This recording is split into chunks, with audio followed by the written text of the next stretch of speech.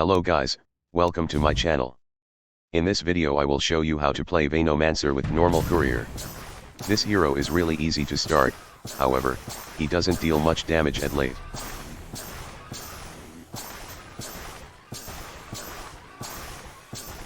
To start with Venomancer, you should add point to your second skill, buy 5 gloves and summon a ward, then sell those items. The first skill adds poison stacks to enemies in a line. All of his wards also use it at the same time. The second skill is Plague Ward. These wards have full damage and attack speed from Venom. The third skill adds poison stacks to enemies in a large area, and adds additional stacks over time. With the special skill, Venom and his wards can add stacks of poison in every attack, and trigger a percentage of poison damage after 5 attacks. You should turn off your auto cast, and use your ultimate manually. This would be enough to defend during the first 5 rounds.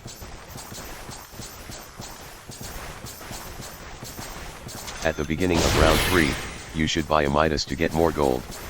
Doing the trick as previous videos, you will have around 1000 additional gold until round 5.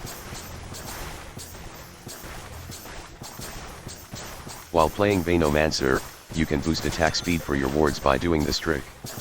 First, buy 6 gloves or knuckles for Venom. Then, use your second skill to summon a ward, and sell those items right after. By this way, the summoned wards still have the attack speed as Venomancer with 6 gloves.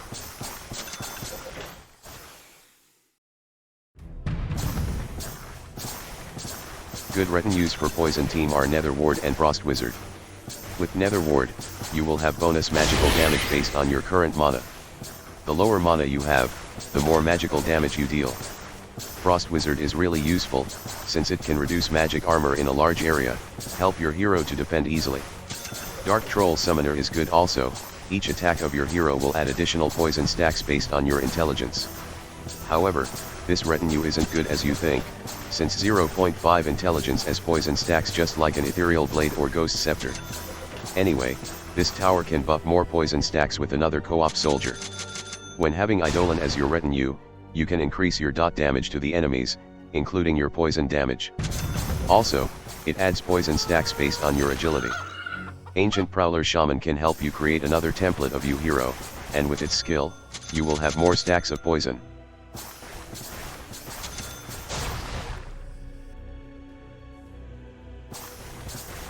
You just need 3 books for level 11 on Venom. Then prioritize your second skill, which can be upgraded to level 4. Doing the previous trick, you should have at least 4 wards with 5 gloves before the box round. Buy a TP to deal more damage when the box goes out of range. If you have spare gold, you can buy Knuckles for more attack speed or Scatty's Core for magic armor reduction.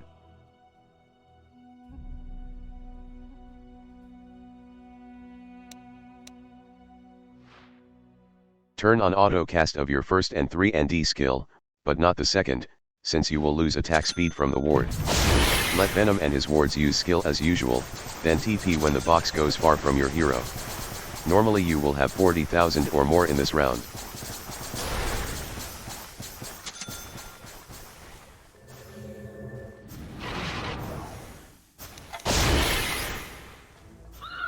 Your turn.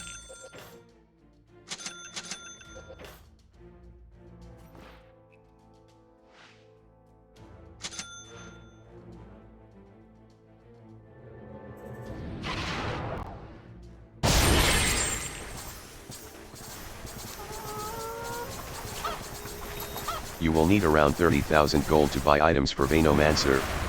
You will need an Ethereal Blade or a Shiva's Guard to survive during the next 5 rounds. Also, doing the same trick as previous rounds, replace gloves by Moon's Hearts instead. The maximal attack speed of Venom is 0.26, so 5 Moon's Hearts with 1 Ethereal Blade is enough. Spend around 10,000 gold for rolling your soldiers. Once you upgrade your hero to 2 stars, you can take the right talent to reduce cooldown for your first skill. If you already have 6 wards with max attack speed, you can kill a normal elite boss here. Otherwise, summon an easy one.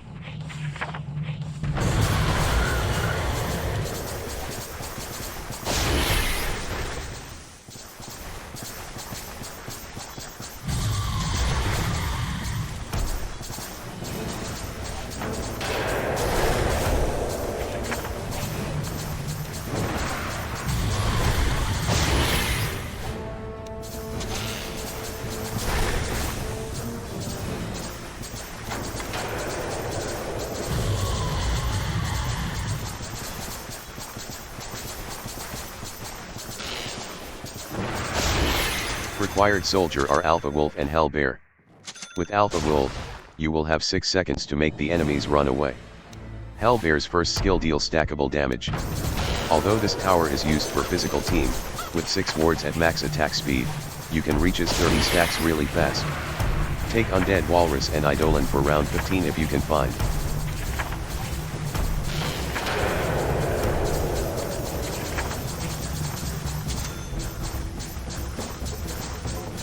The 2 melee and ranged creeps are recommended, since they are easy to find. However, they do not buff anything to your tower with this build. Plague Ward is good here, since each of its attack adds poison stack to the enemies. And with Serpent Ward, it has the ability to create another illusion and get 300 attack speed after several attacks.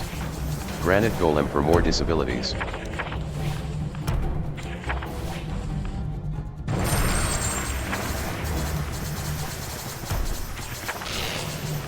If your retinue is Dark Troll Summoner, or you can find this power, you should take Dark Troll Berserker.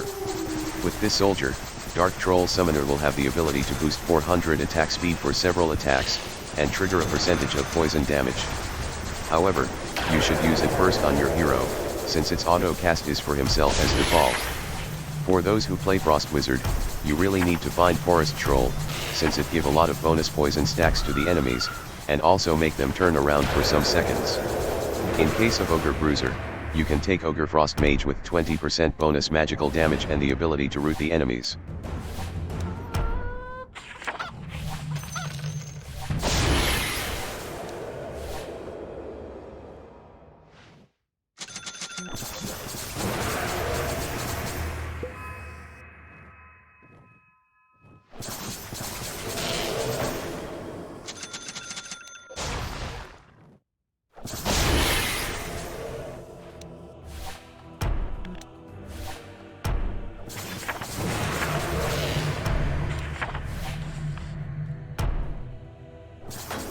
Usually, I buy an Ethereal Blade, an Eye of Skadi and a Shiva Guard for magic armor reduction.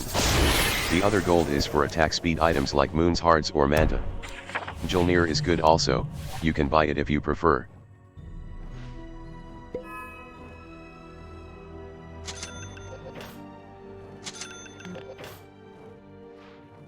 You should always turn off your auto cast on your second skill, especially on the box round.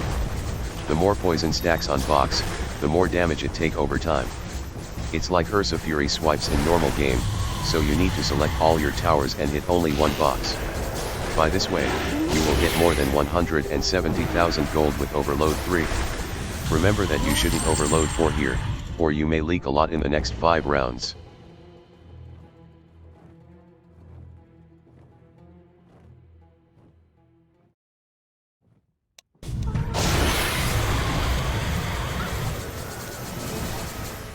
For the next 5 rounds, you need a Shaman Sword to defend. Actually, this item with Shiva's Guard is enough for Overload 3. If you overload 4, you may need some more items. Buy your hero another tier 3 item if you have more than these amount of gold. Prioritize the Jasper Dagger since it provides both attack damage and attack speed. Spend around 70,000 gold for rolling your soldiers, and 90,000 gold for your items.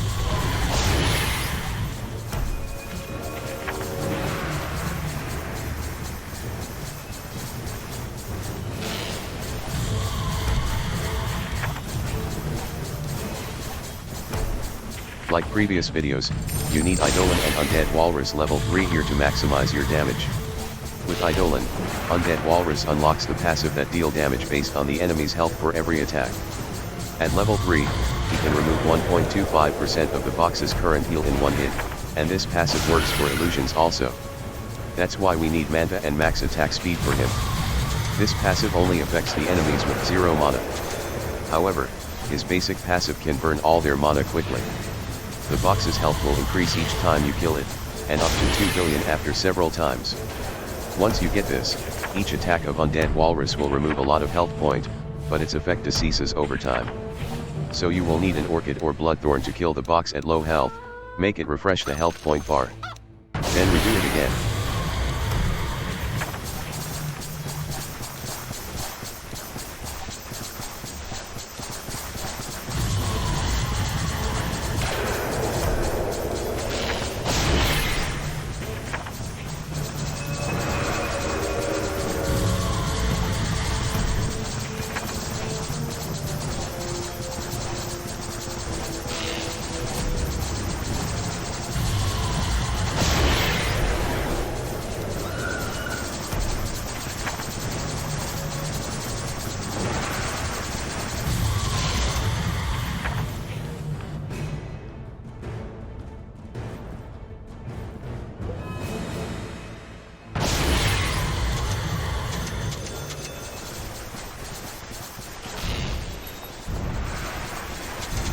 After finishing your lineups, you need to buy at least 4 orchids and 4 bloodthorns on your towers.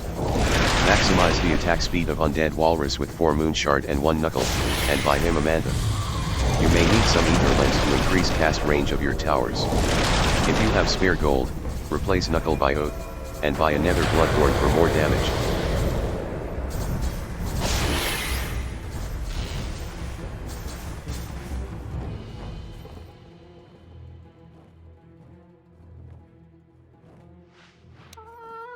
To use orchids and bloodthorns effectively, you should use it alternatively. First, select all you towers and use Tab to switch among them. In my setting, Tab is used to switch among objects in a group. You can check it on your hotkey setting. Then buy orchids and bloodthorns alternatively for each tower. Also, you may need some Ether Lens to increase cast range of towers which are far from the box. Once you've done all of this, and bought items for Undead Walrus, select all your tower again, use Orchid to the box, then use Tab to switch to another tower to use Bloodthorn. You can see 2 silence icons on the box. When one icon disappears, one of your Orchid or Bloodthorn bursted its damage.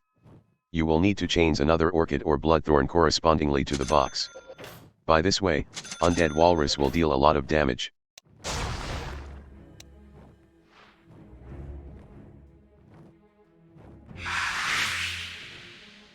Here, I forgot to overload 4, so I just get 14 million gold. With overload 4, it's much more easier. Thank you for watching my video. Hope that you can also do it in your game.